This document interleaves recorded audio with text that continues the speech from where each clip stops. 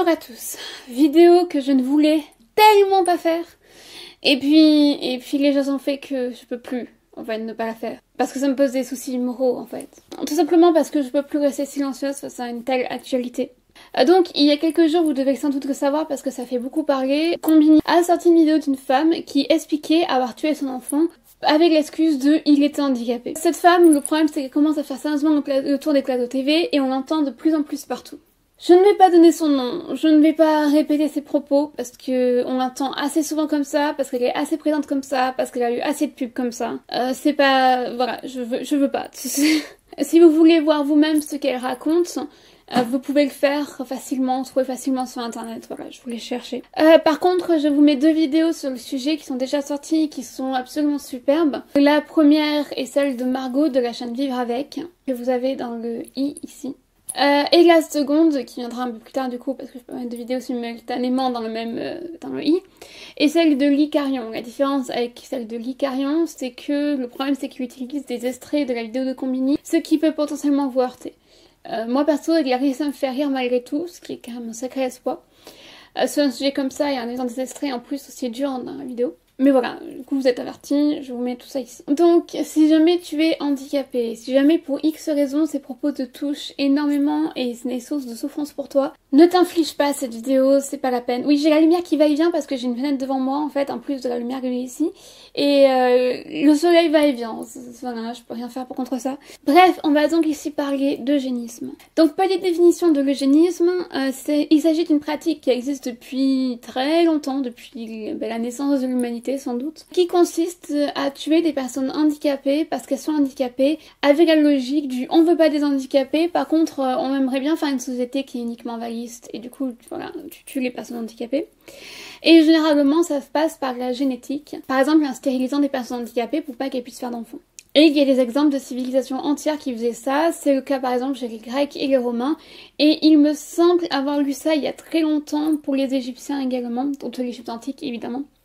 De l'Antiquité pour tous. Hein. Un autre cas d'eugénisme, on avait forcément entendu parler, ça a eu lieu pendant la Seconde Guerre mondiale, donc c'est bien plus récent, et c'était Hitler avec son idéologie nazie qui voulait du coup, pareil, tuer les handicapés parce qu'ils étaient handicapés. Dans le but de faire une société beaucoup mieux sans handicapés. Et retenez bien ça parce qu'on va revenir du côté d'Hitler dans pas longtemps. Et aujourd'hui, du coup, en France et dans les pays développés, il existe une autre forme d'eugénisme qui est souvent critiquée par les personnes handicapées, qui est toujours présente, même si elle est bien plus différente. Cette fois-ci, on ne tue plus le bébé handicapé, on ne tue plus une personne handicapée une fois qu'elle existe en fait, en tout cas officiellement par l'État, mais on l'avorte. C'est ainsi que des fœtus trisomiques qui ont été détectés avant l'accouchement se font avorter tout simplement. Parce que je vous vois arriver, je n'ai absolument rien contre l'avortement, mais absolument rien du tout, j'en suis même très favorable et je pense que c'est important que les femmes puissent avorter. Mais j'avoue que l'avortement sélectif sous le prisme de l'enfant handicapé me dérange énormément bien évidemment. Et d'ailleurs des chercheurs tentent de trouver le gène responsable de l'autisme de manière à pouvoir faire la même chose pour les autistes. Donc en gros, si la méthode avait été inventée avant ma naissance, donc avant 1996,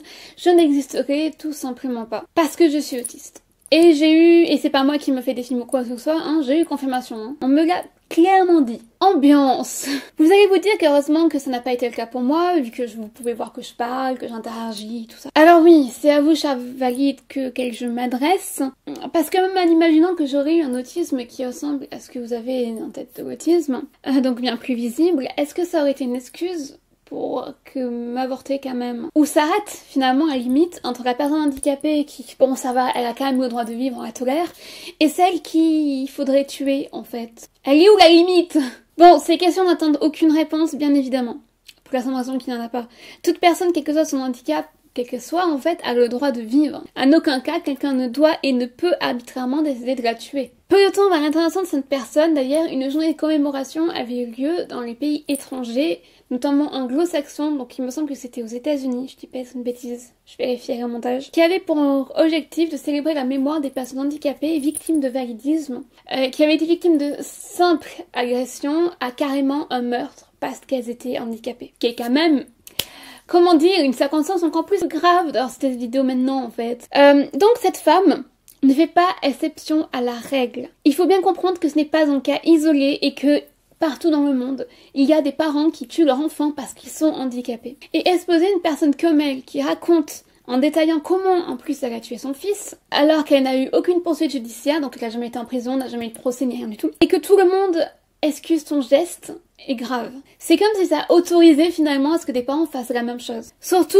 sans permettre à une personne handicapée de répondre à ses paroles et sans remettre tout simplement sa parole en question. Certaines personnes m'ont dit que dans ce cas on ne pourrait plus interviewer de dictateur. Mais les gars, vous avez déjà vu, vous, une interview avec un dictateur sans que, d'une manière ou d'une autre, ses propos soient remis en question? Que ce soit le journaliste lui-même, que ce soit dans le reportage, que ce soit à travers le montage, sans qu'on rappelle ses crimes et sans qu'on dise clairement que c'est des crimes. Jamais, dans une interview d'un dictateur, on excuse ce qu'il a commis. C'est aberrant, en fait, ça ne passerait pas. Jamais on lui trouve de circonstances atténuantes, en fait. Là, concrètement, on a une femme qui raconte avoir assassiné son enfant de 3 ans, avec des détails très précis, qui n'a jamais été condamnée, devant un journaliste qui ne lui oppose rien. À aucun moment ces faits ne sont montrés pour l'horreur qu'ils sont, mais à chaque fois ils sont excusés. Sérieusement, n'importe qui aurait été choqué et jamais cette interview n'aurait existé si l'enfant n'avait pas été handicapé. Dans ses interventions, elle explique avoir commis ce meurtre quand son enfant était lourdement handicapé. Comme je l'ai dit précédemment, l'handicap lourd ne justifie pas qu'on te tue. Tu peux avoir un handicap pesant pour toute ta vie et être heureux, en fait. L'handicap en soi n'est pas facteur de malheur et n'est pas la cause, en fait, de ton malheur. Ce qui est la cause du nombre de suicides autant élevé chez les personnes handicapées, c'est pas le handicap, mais la société qui n'est pas inclusive pour les personnes en situation de handicap, le manque de moyens, le validisme, etc. Si vous prenez le cas d'une personne, par exemple, tétraplégique, si elle a accès aux soins, si elle peut se déplacer pour vivre sa vie, si elle est autonome, ou qu'elle a du personnel pour l'aider, elle peut très bien être heureuse et finalement se retrouver comme n'importe quelle personne valide, elle soit heureuse, soit malheureuse, mais sans que les handicaps ne rentrent en ligne de compte en fait. Par contre, si une même personne n'a pas les moyens et que la majorité des personnes handicapées n'a pas d'argent pour se payer des soins, n'a pas d'aide de l'État quand par exemple il y a AH, n'est pas embauchée car des patrons ne préfèrent payer des amendes plutôt que d'embaucher des personnes handicapées quelles que soient leurs compétences, qu'elle ne peut pas sortir de chez elle parce que pas adaptée par exemple, et j'en passe. Vous croyez vraiment que là le souci c'est l'handicap et pas le fait que la société ne soit pas encore une fois inclusive, ou le validisme, je sais pas, par exemple, le fait que les trottoirs ne soient pas adaptés pour les fauteuils roulants. Souvent par rapport à cette vidéo, on nous sort, et on nous l'a sortie de façon parfois assez violente en plus, qu'elle a fait ça par amour, que tuer son enfant handicapé c'est un acte de courage. Mais non, on tue pas par amour. Y a que dans les films qu'on voit ça, les gars. On n'est pas au cinéma, là. On fait en sorte que la personne, dans la vraie vie, aille le mieux possible, par amour, mais on la tue pas. Et je ne parle pas ici de suicide assisté, ce n'est absolument pas la question là. À quel moment c'est courageux? Et puis en plus cette femme se plaint énormément que son fils ne le reconnaissait pas, que son fils n'est pas l'enfant qu'elle avait voulu avoir. Mais on n'a jamais l'enfant qu'on veut avoir en fait. Même en supposant que son enfant soit valide, sans même rentrer dans les conditions du handicap. Il ne sera pas celui que tu veux qu'il soit, parce que c'est un individu à part entière, et tu peux pas le modeler pour qu'il devienne celui que tu veux qu'il soit. Sinon c'est de la maltraitance en fait. C'est pas parce que ton enfant naît valide à la naissance qu'il va l'être toute sa vie. Il suffit que tu aies un accident de voiture ou quoi que ce soit, et tu peux très bien devenir handicapé en fait. On m'a sorti aussi que l'enfant était un enfer pour sa famille. Mais en fait, que ce soit vrai ou non, qu'il ait vraiment été un enfer pour sa famille ou pas, on s'en fout. Enfin, c'est le bien-être de l'enfant qui prime, pas le bien-être de la famille et des parents. Et puis imagine si tu devais tuer toutes les personnes qui te font vivre en enfer. Eh ben la population de la Terre serait très régulée, hein. Bonjour Thanos, fais comme chez toi, installe-toi, vas-y. Et c'est là où on ressent notre bon vieux Hitler pour gagner un magnifique point Godwin. Vous savez qui s'est justifié le fait de tuer des personnes handicapées? Par charité. Je vous le donne en 1000. Hitler. Bravo les gars, vous êtes en train de justifier un crime avec les mêmes arguments qu'avait Hitler pour justifier ses propres crimes. Vous avez atteint un niveau en fait assez élevé là, hein. Et c'est ironique pour toi, ami autiste, bien évidemment. Et c'est ainsi que depuis la sortie de cette vidéo, des personnes majoritairement valides sont en train de débattre entre eux pour savoir si oui ou non ta vie en tant que personne handicapée a de la valeur et s'il faut te tuer ou pas. Et je ne déconne même pas. Pour ceux qui en ont le courage et qui le peuvent, sans que ça les affecte de trop, je vous laisse aller voir les commentaires sous le post de Combini, que ce soit Facebook ou Twitter par exemple. Si tu es une personne, et si jamais tu es une personne handicapée qui est dans ses actes, et qui défend finalement ton droit de vivre et de ne pas évaluer ta vie par rapport à une vie de personne valide en fait, on te juge pas assez handicapé pour en parler. Ben c'est pratique! Comme ça plus personne peut rien dire en fait. Et puis en plus c'est pas parce qu'une personne parle, qu'elle est capable d'écrire, d'interagir, que tu as conscience de l'handicap de cette personne en fait, que tu as un aperçu de ce que c'est que le handicap de cette personne. Ça ne marche pas comme ça. À moins de vivre avec elle, et encore, tu ne peux pas connaître le handicap de cette personne-là en fait, son niveau d'handicap. S'il y a un niveau d'handicap, encore une fois. Bref, que l'on donne la parole sans droit de réponse et sans remettre en question ses propos à cette personne est grave. Et d'ailleurs, petit rappel, il existe un article sur l'Internet de la presse qui justement interdit qu'on donne la parole à cette personne. C'est la loi du 29 juillet 1881, article 24. Elle dit « Seront punis ceux qui auront provoqué la haine ou la violence à l'égard d'une personne ou d'un groupe de personnes à raison de leur sexe, de leur orientation sexuelle ou de leur handicap. » Il y a dans la description. Que des gens harcèlent, insultent des personnes handicapées dénonçant cet acte est grave. Qu'une maison d'édition ait accepté de publier son livre est grave. Oui, parce qu'elle fait la promo d'un livre en fait. C'est pour ça qu'on vient de la parole. Que la ministre en charge du handicap ne s'est pas formellement opposée à cette parole est grave. Parce que oui, elle s'est exprimée mais sans condamner. Voilà, parce que... Et pour ceux qui disent qu'elle ne fait pas l'apologie de l'eugénisme, je vous assure que si. Et je vous mets un lien en description qui va vous montrer que si en fait.